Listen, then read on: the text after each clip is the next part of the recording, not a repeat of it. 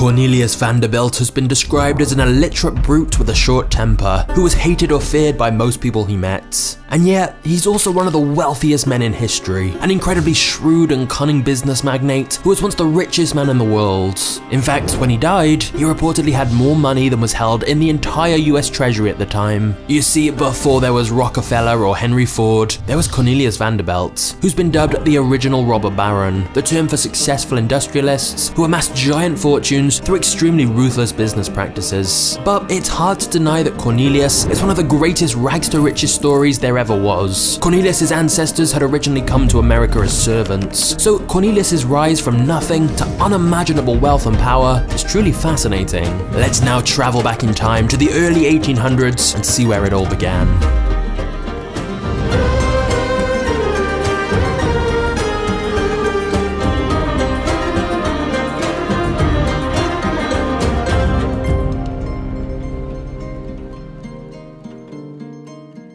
At the age of just 11 years old, Cornelius dropped out of school and went to work on his father's ferry in New York Harbor, which transported goods across the river. After learning the trade, Cornelius wanted to start his own business doing the same kind of thing, which meant he needed a boat.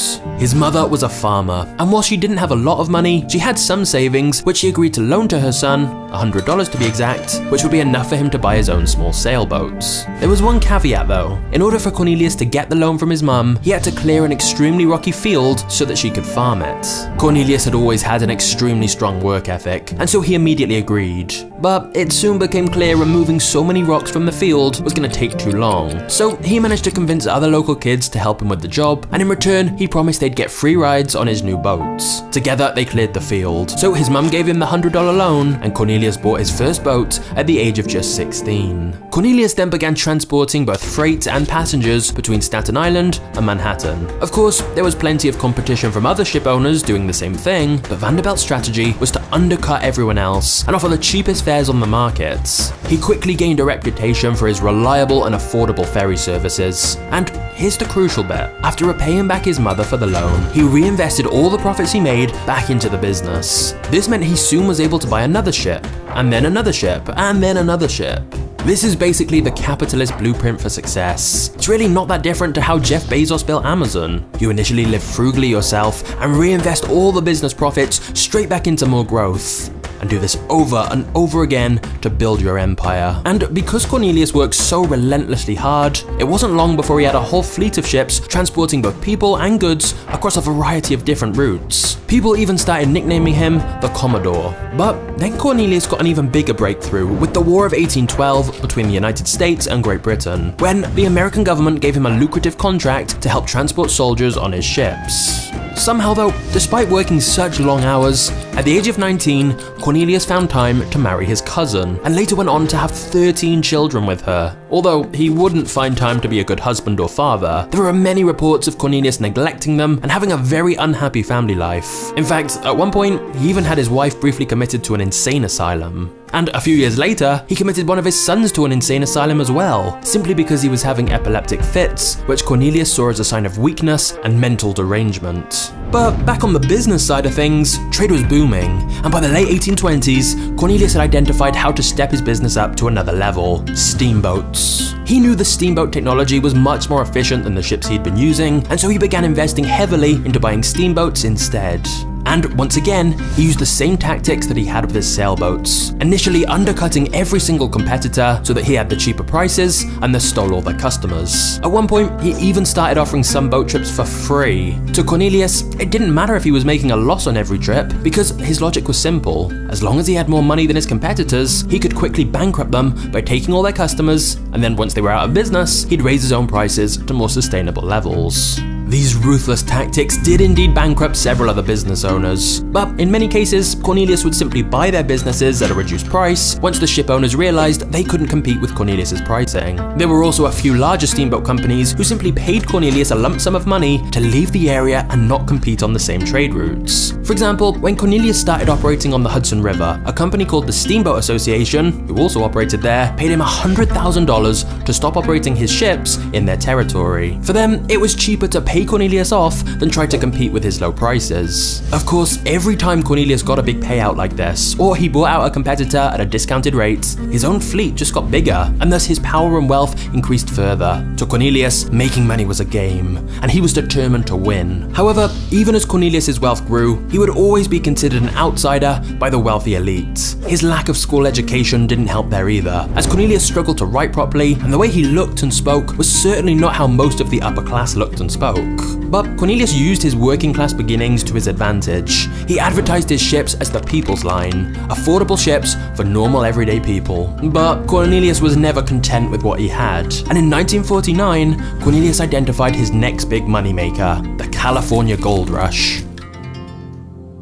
Now, you may have heard the stat that the people who got the richest during the gold rush were often the people selling the pickaxes, not the people actually looking for gold, because there were so many people doing that. But if you want to know who got the richest of all from the gold rush, it was the ones transporting people to get there. You see, after gold was discovered in California, literally hundreds of thousands of people were traveling there hoping to get rich. The largest mass migration in American history. But California wasn't yet linked to the rest of the country by rail, and Cornelius wanted to cash in on this, so he immediately began offering boat trips to California. Of course, several other people did this too, but where Cornelius differentiated himself is that he found a new route to California via Nicaragua, which was about 600 miles shorter than the route via Panama everyone else was using. He agreed an exclusive deal with the government of Nicaragua, and as a result, Cornelius's trips were faster and cheaper than the competition, and thus he attracted far more customers. As more and more people flocked to the gold rush, it was Cornelius who was cashing in on every single trip. But in 1853, Cornelius did something that he'd basically never done before. He took a vacation. He was about to turn 60 years old, and had been working pretty much non-stop ever since he was a kid. So he decided to finally have a proper break and bought a gigantic yacht to go on a tour of Europe with his family. And immediately, everything went wrong. He'd left management of his new transport business in Nicaragua to two men called Morgan and Garrison, who were partners in the business. But they ended up betraying him and making a shady deal with the new president of Nicaragua, a man named William Walker, who'd forcefully taken charge of the country. The deal basically meant Cornelius's exclusive rights to operate his ships throughout the country would instead be given to just Morgan and Garrison instead. When Cornelius found out, he sent them one of the shortest and most ominous letters ever. "Gentlemen, you have undertaken to cheat me. I won't sue you, for the law is too slow. I'll ruin you. Yours truly, Cornelius Vanderbilt." And that's exactly what he did.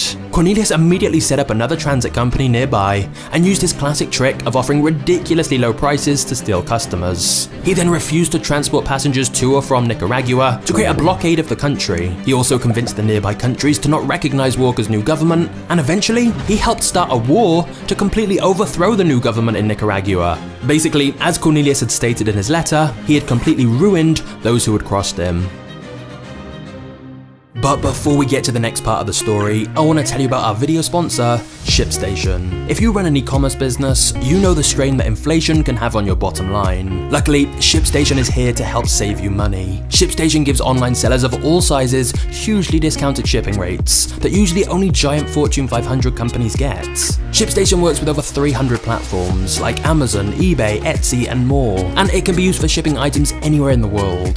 Plus, not only does ShipStation save you money on shipping, it also helps you automate processes like fulfillment and tracking, so you can save time managing orders. So basically, if you sell items online, ShipStation can save you money and make your life easier. And it gets even better. If you sign up with the link in the description below, you'll get a free 60-day trial of ShipStation. That's 2 whole months of discounted shipping, so it's a no-brainer to sign up. Just go to shipstation.com/magnates or click the link below. ShipStation. Make ship happen.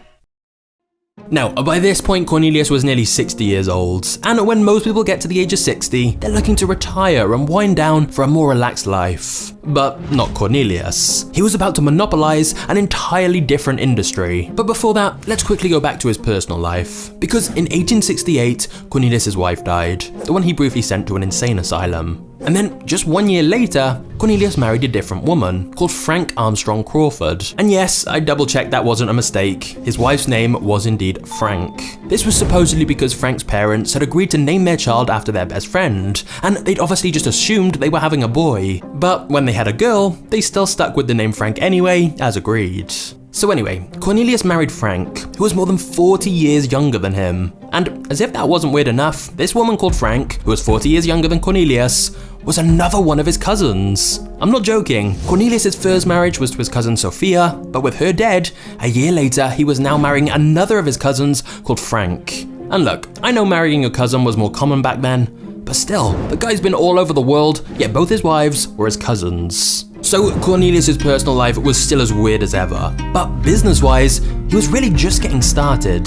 You see, Cornelius was always looking to the future, and just like he'd previously identified steamboats as the next revolutionary technology, now he was looking at railroads. He realized more and more shipments were happening not by boat, but by train. And so if he wanted to continue to dominate transportation, that's where he needed to focus. So Cornelius began selling off his fleet of ships and instead began investing in railroads. Now, until Cornelius got involved in the railroad business, there was a huge amount of different railway services that were independently owned. But Cornelius started connecting railroads between different regions and building an interconnected network.